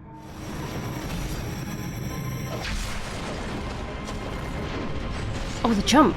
I'm not used to that. Get to that tincture. Oops. Punished for being enemy. It wasn't perfect, but by being patient, and I mean really patient, this fight attempt lasted a considerable time, nearly 5 whole minutes of solid concentration. The methodical trading of blows back and forth, and also learning how to do a quick follow-up, managed to clutch me a win at only 20 minutes into my new stream. With that, the second DLC was done. Honestly, a fantastic DLC. It had really good area theming, excellent bosses, and great lore revelations as well. But there was some unfinished business I had to attend to back in Crown of the Sunken King, the Gank squad. Taking along my 2 summons, we were in a much better position for a fair 3v3. I'll be down here if anyone needs me. Right, one last. Nice. Ah! Oh! I'll be right there, guys. I'll be right there. We managed to take these 3 down, and I must say the reward was definitely worth it. I'm not ready. Oh my goodness, a flower skirt! Oop. Hello. Then I very briefly returned to Fat Cave. Hehe. Come chase me. I'm a fat butterfly. I'm just a fat butterfly, nobody wants me. Before starting the 3rd and final DLC, Crown of the Ivory King.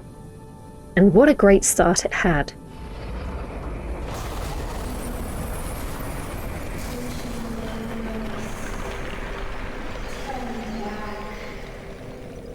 Yes, ma'am. If a lady in the DRC tells you to turn back, you should probably listen to her. I really enjoyed the frozen enemy designs. The area itself is a little hard to see at first, but it does kind of look like this for the first part. On top of that, you have to fight some invisible enemies. Oh! I can't see him. Oh no. Oh! There he comes! I see your health bar, sir. However, not for long. You get this special eye which allows you to see the unseen, revealing them as enemies wearing the Elite Knight set. Very curious. With this new sight, my chat advised me to return to the entrance and see what awaited me. As a side note, when I first stepped into the DLC, and so much as looked in the direction of this boss door, I was immediately told to go back. And I listened, because I'm good and do what I'm told. But apparently if you don't heed this advice and go to the boss before getting the eye, you won't see anything. You will fight an invisible enemy model. But with the eye, it is revealed to be Big Kitty. I'm so dead. Oh my god, I was riding it! Okay, I can't do that. You can't dodge under the boss. As I mentioned, my tactic of trying to get under the boss was not working out, nor did standing anywhere in front of the boss. This boss simply didn't want me near it at all. The hitboxes were quite punishing. After reuniting with Glencore, my trusty summon, I had him distract the boss for a bit while I learned how to dodge through the attacks, and eventually we took down the kitty. Kitty number 1. The story you encounter upon entering the cathedral and discovering why Eliam Lois is frozen is really top-notch. Upon agreeing to help free the Ivory King, parts of the previously frozen area were lifted so we can now assist. Thus, you can now backtrack to unlock things like chests, enemies and paths that were previously blocked and frozen. Also, the way to the final boss is now open. However, I didn't realise that's what that was when I jumped into it. Oh!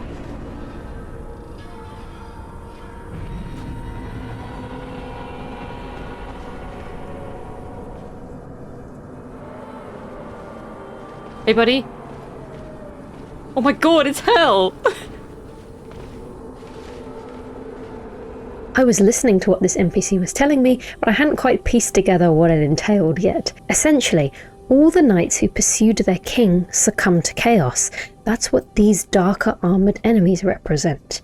You can either charge straight in with this loyal knight here, or backtrack through Eliam Lois to find up to 3 other knights to join you. You don't have to gather them all, just as many as you wish or can be bothered to find. They are immensely helpful in preparation for this final boss. So off I went to find the knights, stopping occasionally to pick up things I'd missed. I also secured the final piece of armour to fit my fancy hat, crit gloves, oignon and high heels look. I had found 3 out of 4 knights, and although some said this was technically enough to do the final boss, I wanted to discover where the final knight was. All I had to do was conquer my incredibly challenged sense of direction. I know what I'm doing. What am I doing? This is the wrong way. It's crazy that now there is so much improved visibility in Eliam Lois, I still seem to be struggling even more about where to go. Eventually my chat helped hold my hand to go to the place I had somehow missed multiple times. It was right in front of me. It was here that I met a friend. What I didn't know while I was fumbling around was that this character was yet another example of Dark Souls 2 trying to trick the player. Much like back in the Shaded Woods, he was meant to look like a player, and honestly his programming is excellent and believable. Welcome. Welcome, why am I saying welcome? He lives here. She doesn't know? But clearly I don't. This is me in any social interaction, in fairness. Oh! Oh! Hey! That's not very nice. Give your hands to yourself. It really makes me...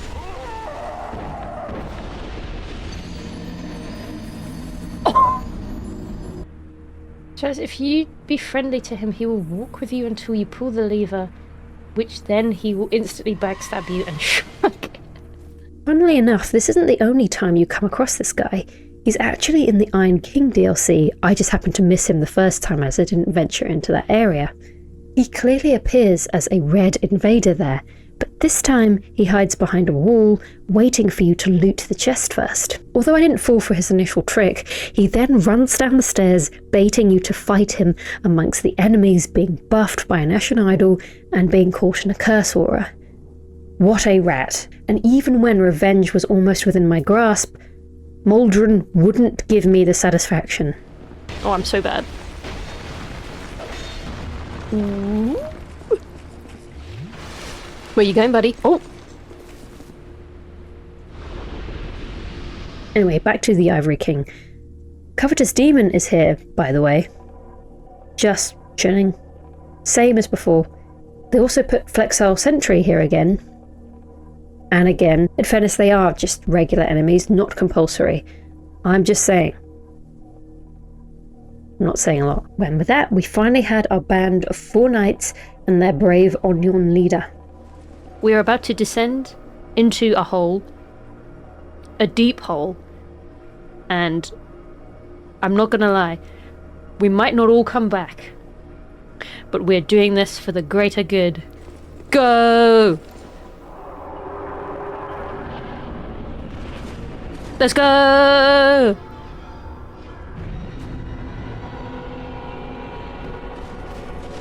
Oh yeah. Go!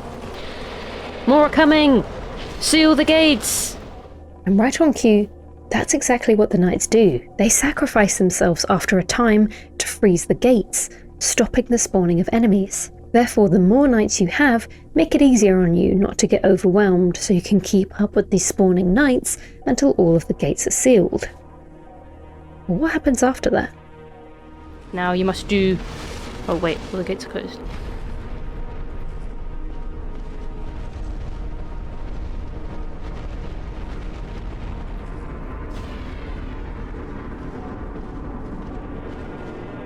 I don't want to alarm you, but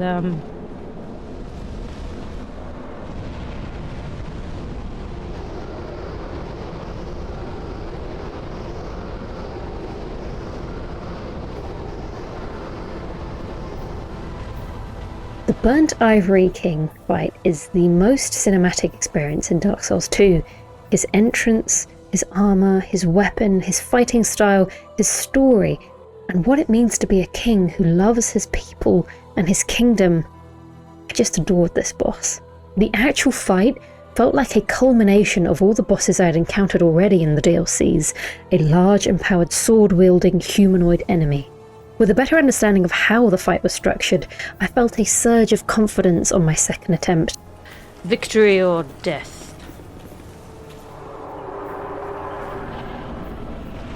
Yeah. With the assistance of a friendly face, we were much more efficient this time in dispatching the knights. Perhaps a touch too efficient. Does anyone want to be a team player? Oh god, there's one gate open. Would someone like to step up and seal this gate for me? One of you? You see, I thought that the Ivory King spawns when you seal all the gates. But no, that wouldn't actually make sense. He spawns when there are no more enemy knights in the area. Consequently, because we had cleared the enemies so swiftly, not enough time had passed for each friendly knight to get the queue to seal their respective gates, as they do so periodically. So we just had one gate left open just as the boss was entering the arena. In fairness, this could have gone a lot worse. Thankfully, only one extra enemy knight spawned, just as my friendly knight sacrificed himself to seal the last gate. One by one, there were no knights left. My summon, Lucatil, graciously departed, and it was just me and a third of the Ivory King's health bar remaining. That jump. So elegant, sir. Oh, weapon. It turned off. Sir, your weapon appears to have turned off.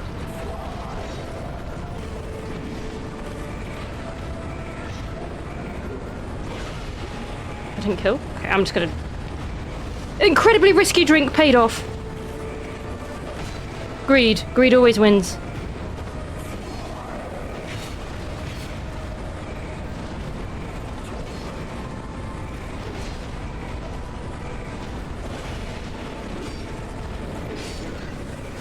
My mid-air swing finally released him as he leapt into the air, and with all 3 crowns, I completed all the DLCs. Oh wait, one more thing. The co-op area.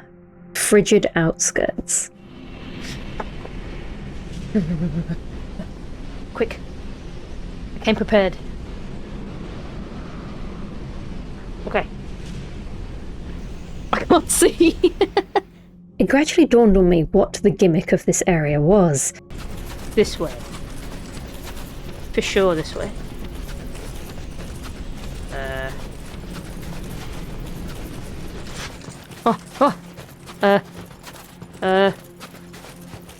There's nothing. And no one. What an absolute load of nothing. Except for when these creatures appeared. Alright, I've lost where I am, but when you don't know where you are, just stay still and someone will come to you. Yep. I learnt the hard way that you shouldn't run from them. They will chase you, they will outrange you, and enrage you. However, fighting them was easier said than done. Why do they have 6 million moves? And like, Covetous Demon gets like 2, roll over and belly flop. I slowly began to map out more of the area, using the shadows of buildings in the distance to breadcrumb me through the area. But what on earth we were heading towards, I had no idea. Feeling cold and lonely, I decided to see the extent of what summons were available. And just like that, we formed a slightly odd-looking band of merry fellows. Taking down the danger horses was easier, and I elected to take a slow and steady approach. Okay, let's stop, everyone. Stop and wait. Remember the rule. We're waiting in a line. Eventually we reached some kind of frozen gorge.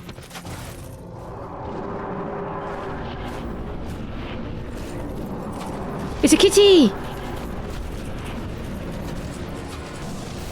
Oh, two kitties. Two kitties.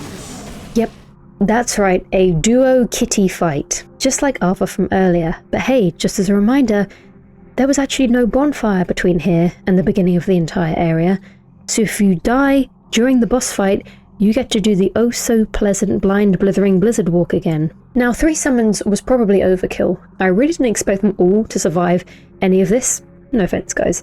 So I did get carried, I'll admit it. While I was barely managing to stay alive due to my sheer incompetence, they managed to draw the cat's attention, and I had some very close calls. Oh, my claymore! My claymore!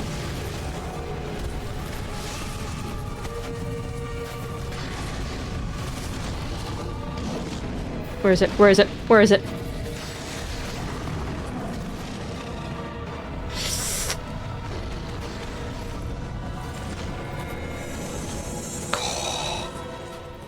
It took me a while to realise that when you defeat one of the tigers, the other is empowered in classic FromSoft style. Why is the cat red? And besides that, it also heals at an exponential rate, which meant that despite the combined damage of 4 people, or maybe 3 people is more accurate, this fight was starting to stall. It was time to lock in and actually contribute. Yeah! My friends! Okay, I will say, I was useless. Frigid Outskirts was one of the few places I had only heard by name before beginning this playthrough. Because of that, I knew it had some infamy attached to it. After playing through it, honestly, it wasn't that bad, but I think I summed it up pretty well here. Just use the summons. I'm so sorry, guys. If I had to spend any more time on it, I would think it is god-awful. But because I didn't, and because I used the systems in the game that were there and implemented, it actually wasn't too bad. You are more than welcome to spend as much time as you want there without summoning anything, but you're going to have a bad time. So if you want to have a bad time, go ahead. With the last DLC completed, there was just one final thing I had left to do. I brought my 2 summoned friends along, mostly for moral support in getting through Fat Cave, but surprisingly I had a rather smooth run to the boss. Oh, nice damage, guys. My friend's doing 21 damage. My friends. Oh! So, is this Chalice once again being carried by summons? Yes, a little bit. I had some really close calls. I did not deserve to defeat this boss in this one attempt, but you know what? It's the 50 Vigor. I have no regrets. I hate Fat Cave. Good riddance. And you know what I also hate? Ancient Dragon. This is an optional boss in the sense that you wouldn't even know it's a boss. For all intents and purposes, it's a friendly NPC that gives you stuff. Why would you want to fight it? And I agree, why would anyone want to fight this? There is something broken about this dragon fight specifically. There are other dragon fights in this game, and none of them are like this. It's a larger character model, sure. A high health pool, of course. Now tell me, why am I dead when the dragon breathes fire?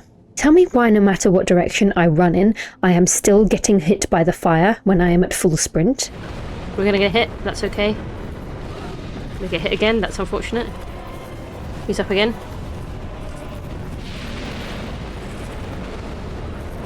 We get hit. Being anywhere in the dragon's front hemisphere was simply a no-go, which was frustrating as that's the direction he's facing in when you enter the arena. So if you get unlucky with his move cycle, it's going to be a rough beginning, if not completely over from the start. I started trying to just beeline for his tail to deal damage that way, as it's as far away from his mouth as possible, and it was somewhat effective. Get back here! Get back here! Oh my god.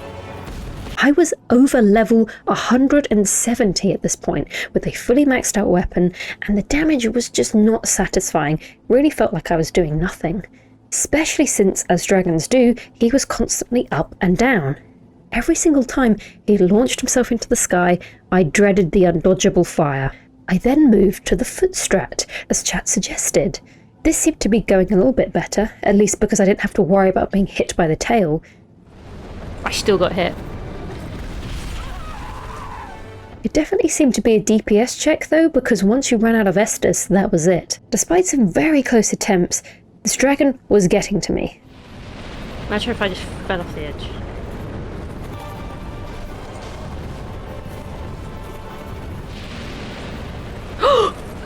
No!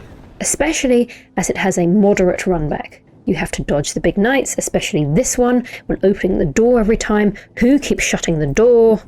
Do you want to know the cheese for the fight? I thought I was doing the cheese! What have I been doing then? Go between his toe. It turns out I wasn't even doing the strat correctly, despite thinking I was. You need to position yourself right in between the dragon's toes, and apparently it disrupts his combat cycle, keeping him grounded for longer. Then what? Isn't that his right leg?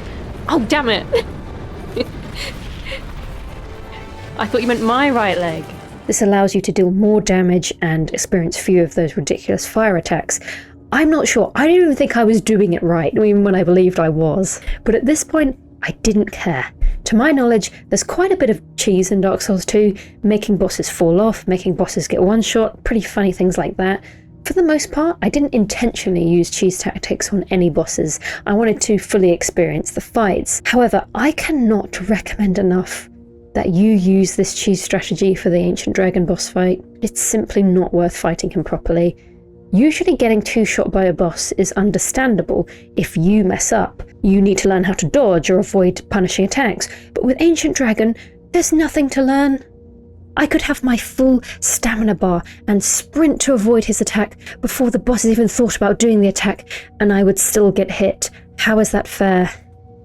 I'm done for now. Let's finish the game. For reference, I will be discussing the final fight from here on out, so if you don't want any spoilers about who or what it entails, feel free to skip to the last chapter for my conclusion. With all the DLCs complete and the main game content finished, it was time to return to Drangleic Castle and approach these doors that I had yet to venture beyond.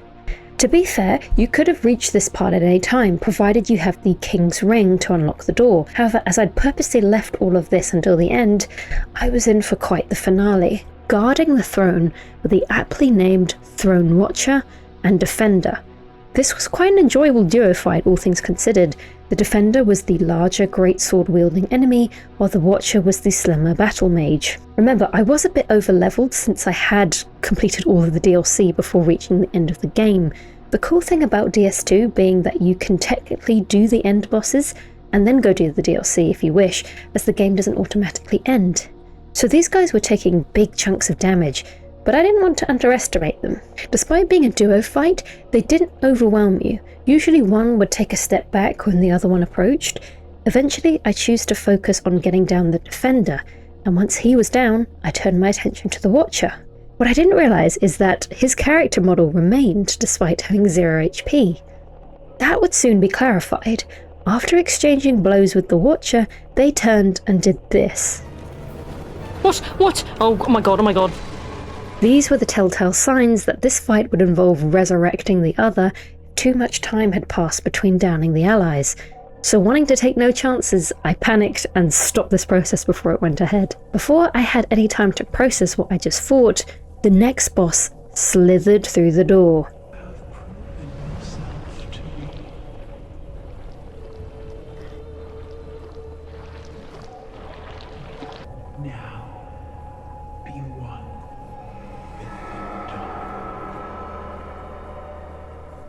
The reveal is excellent. This figure is in fact Nashandra, Vendrick's wife and Queen of Drangleic, who had been using you to reach the Throne of Want and get past its defences. This stark contrast between her human and true form is quite astonishing.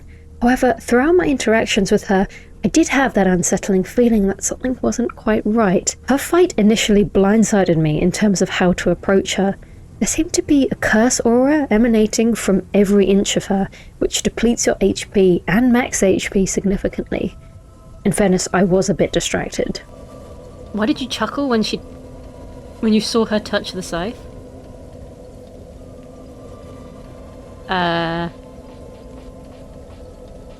You'll understand when you grow up. On my second attempt, I summoned my beloved Vengal. Really nice detail here is that when you enter the boss room for the second time, the cutscene is completely different because Nashandra is already there. In fairness, you can fight Nashandra as soon as you have an item called Giant's Kinship, which drops from the Giant Lord fight. As I mentioned, I chose to leave all of this until the end.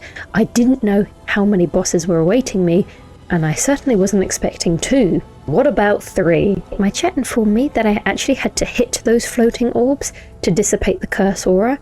Now, there wasn't any impact or noise that I was aware of, so it wasn't the most satisfying mechanic. I fear I am not doing it correctly.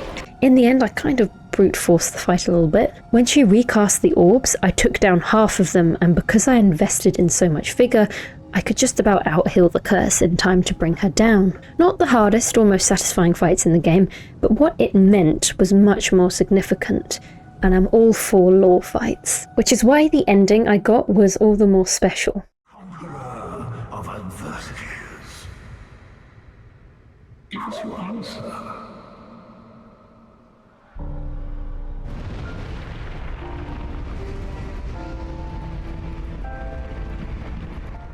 Because of my choices I had made in the game, Aldia was my final boss.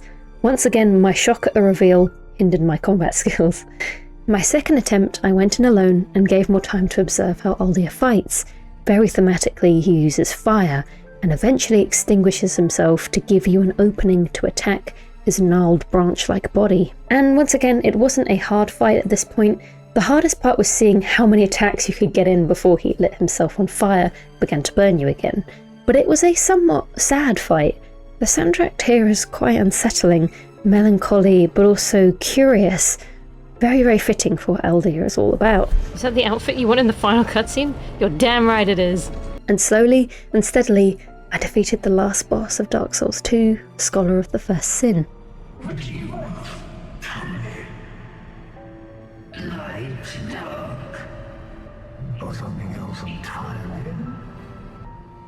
Interestingly, this Aldia fight didn't exist in the original release of Dark Souls 2, and also you wouldn't have had this choice. Ooh, I can choose! In fact, if I am to understand correctly, the entire NPC of Aldia didn't exist until the Scholar of the First Sin edition, where his additional boss fight, dialogue and interactions were included in this edition as well as being patched into the vanilla edition. And I can't imagine playing this game without Aldia. The philosophy that he adds really makes this game something special, and indeed the ending so powerful. If I know anything about Dark Souls, about FromSoft games,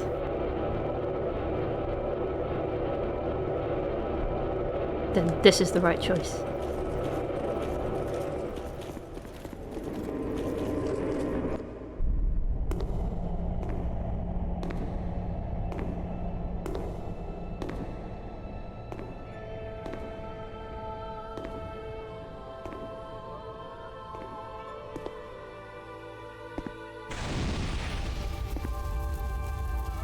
There is no path.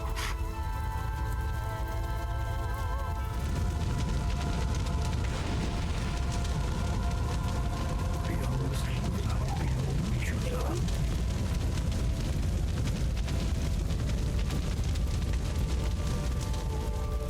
One could possibly open to us.